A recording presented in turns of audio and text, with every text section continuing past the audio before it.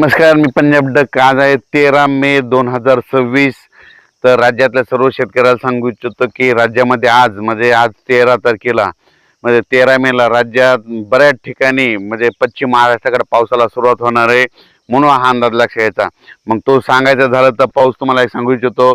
अहिल्यानगर जिल्हा, पुणे जिल्हा, नाशिक जिल्हा, त्याच्यानंतर कोकणपट्टी, घाटमाता, त्याच्यानंतर महाबळेश्वर, सातारा, सांगली, सोलापूर, कोल्हापूर, त्याच्यानंतर लातूर, बीड, धाराशिव, परभणी, जालना, संभाजीनगर ह्या पट्ट्यामध्ये आज सांगायचं झालं तर 13, 14, 15च्या दरम्यान पाऊस येणार आहे, म्हणून हा अंदाज लक्षात घ्यायचा.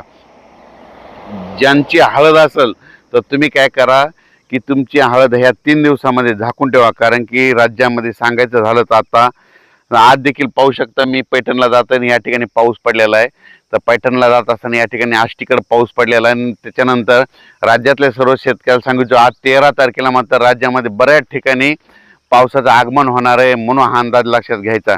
हे पाऊस तुम्हाला सांगू इच्छितो की आजचा पाऊस मग पुण्याकडे पडणार आहे, नाशिककडे देखील आहे, अहिल्यानगर भागात देखील आहे, अकोले, जुन्नर, सिन्नर, त्याच्यानंतर कोकणपट्टीकडे आहे, कोकण घाटमाथ्यावर जरा जास्त पाऊस पडणार आहे, सातारा, सांगली, सोलापूर, कोल्हापूर, पुणे ह्या पट्ट्यात देखील चांगला पाऊस पडणार आहे, म्हणून हा अंदाज लक्षात. आज बऱ्याच ठिकाणी जवळजवळ सांगायचं झालं तर आज 13, 14 आणि 15 तारखेपर्यंत राज्यामध्ये पश्चिम महाराष्ट्राकडे जरा जास्त पावसाचा असणार आहे.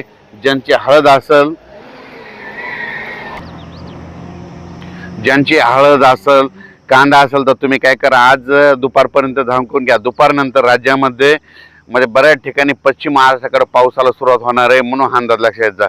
पश्चिम महाराष्ट्राकडे सांगायचं झालं जास्त पाऊस कोल्हापूर जिल्ह्यात पडणार आहे, कर्नाटककडे खूप पाऊस पडणार आहे, म्हणून कर्नाटकच्या शेतकऱ्यांनी देखील अंदाज लक्षात घ्यायचा. सांगायचं झालं तर कर्नाटक मान्सून पूर्व पाऊस आहे.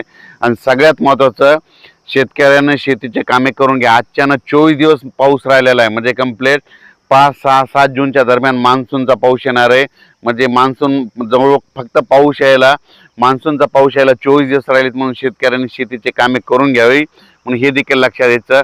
ज्यांच्या हळदी असेल समजा पश्चिम महाराष्ट्रातल्या देखील समजा सांगली जिल्हा, सोलापूर जिल्हा, कोल्हापूर जिल्हा, अहिल्यानगर, जुन्नर, सिन्नर, नाशिक, त्याच्यानंतर संभाजीनगर, जालना जिल्हा, परभणी जिल्हा, लातूर जिल्हा, धाराशिव जिल्हा, बीड जिल्हा, ज्यांच्या हळदी काय असेल तर तुम्ही आज काय करा, दुपारनंतर झाकण्याची तयारी ठेवा, कारण की दुपारनंतर राज्यामध्ये बऱ्याच ठिकाणी पाऊस येणार आहे.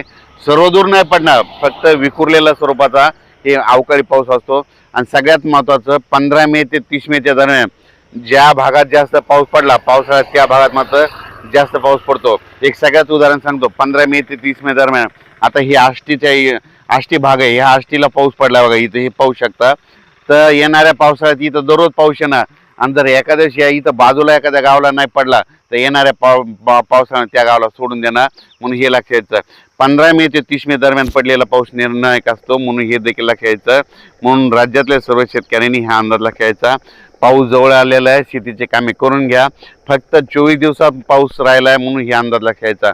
मान्सून उद्या 16 किंवा 17 तारखेला अंदमान बेटावर दस्तक देणार आहे, त्याच्यामुळं यावर्षी लवकर पाऊस येऊ शकतो.